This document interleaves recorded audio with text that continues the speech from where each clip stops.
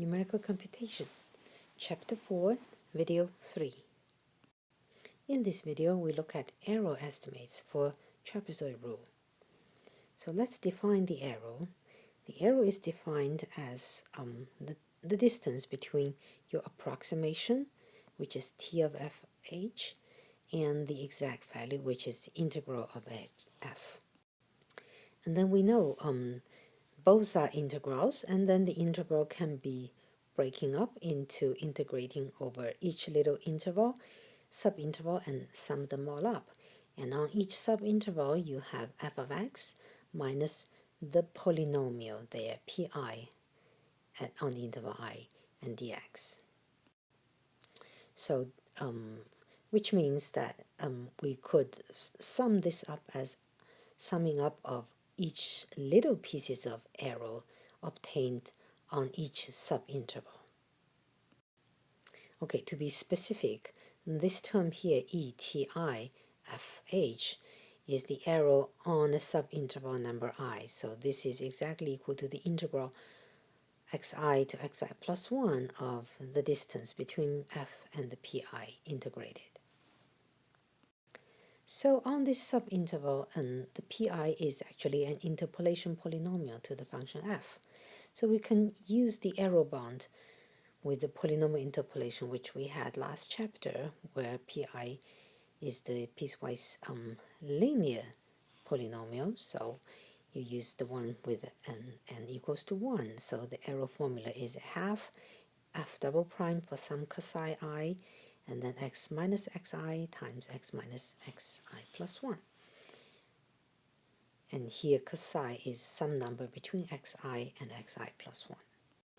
And using that, we can find out the error on each subinterval, because that is exactly the integral of this thing, so the integral of that.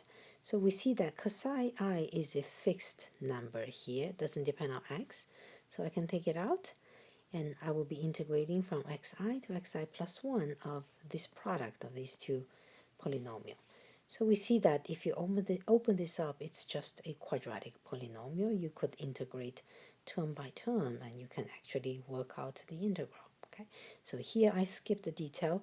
I'll just give you the final value. So the integral of that whole thing here exactly equal to 16h cubed.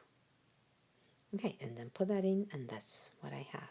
Okay, so I will recommend you to sit down by yourself and with a pen and then work out this integral to be convinced that that's the actual value.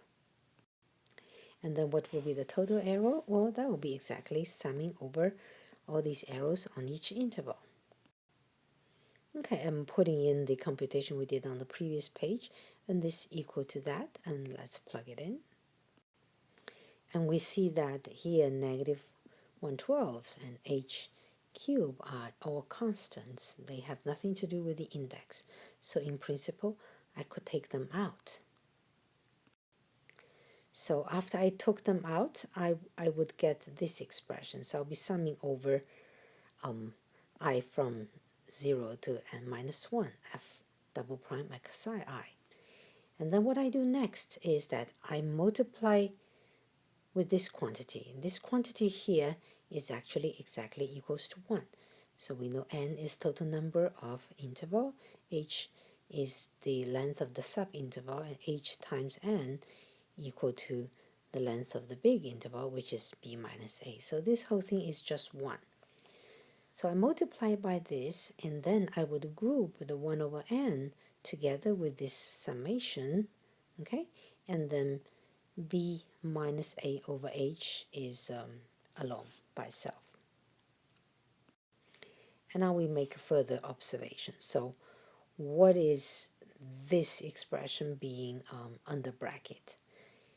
I am adding up n of f second derivative at different n points, and then I divide it by n.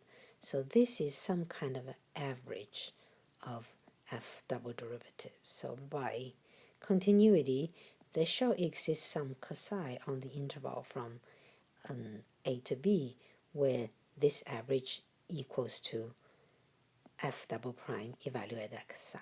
Okay, And then the last term, b minus a over h, exactly equals to n.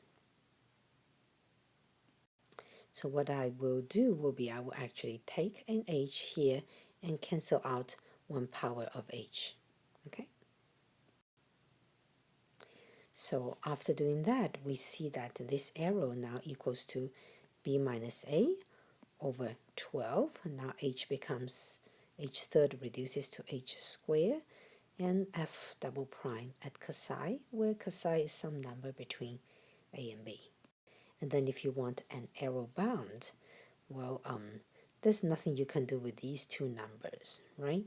So the absolute value of your arrow now is bounded by this constant times what's the maximum value of f double derivative could be on the interval from a to b. Okay, so this would be the arrow bound. So looking at the arrow bound, we know that what is important is this number here, 2. So this arrow is of order h to the power 2. So we say that is a second order method.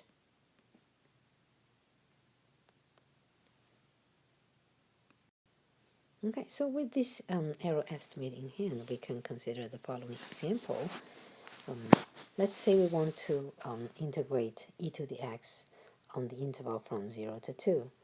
So what is the minimum number of points I must use if I do it with trapezoid rule and I want the arrow to be less than 0.5 times 10 to the negative 4? So we see the f double derivative occurs in the arrow bound. So let's differentiate f once and twice. It's always e to the x. And the interval is from 0 to 2. So what will be the largest value of f double prime on that interval? Well, we know it's an increasing function, so it reaches its maximum when x equals to b, where b is 2 here, so it's e squared. Then we can plug that in into the arrow bound. Arrow bound says the arrow is bounded by 1/6 x squared times the maximum of f double derivative, which is e squared. And if we require this guy here to be bounded by 0.5 times 10 to the negative 4, then we know for sure the arrow will be bounded by it as well. And then we see we could multiply this inequality by 6 and divide it by e squared, and I get h squared is less than that.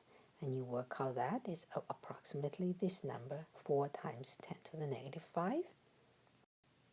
And recall that h exactly equals to 2 over n. That's b minus a over n, which is equal to h. And you take square root of the previous expression. H shall be less than square root of 4 times 10 to the negative 5, which is about 0.0064. Okay, so solve the inequality. 2 over n less than 0.0064. I get n shall be bigger than 2 over that number, which is approximately 313.8. So this says we need about 314 points on that interval. Okay, so try to kind of remember the range of this number. It's about way over 300 points. Later on, we'll look at some higher order method and revisit this problem, and you will notice that for higher order method, you use much fewer points for the same accuracy. Okay, so next video, we'll be looking at some method that hopefully is of higher order.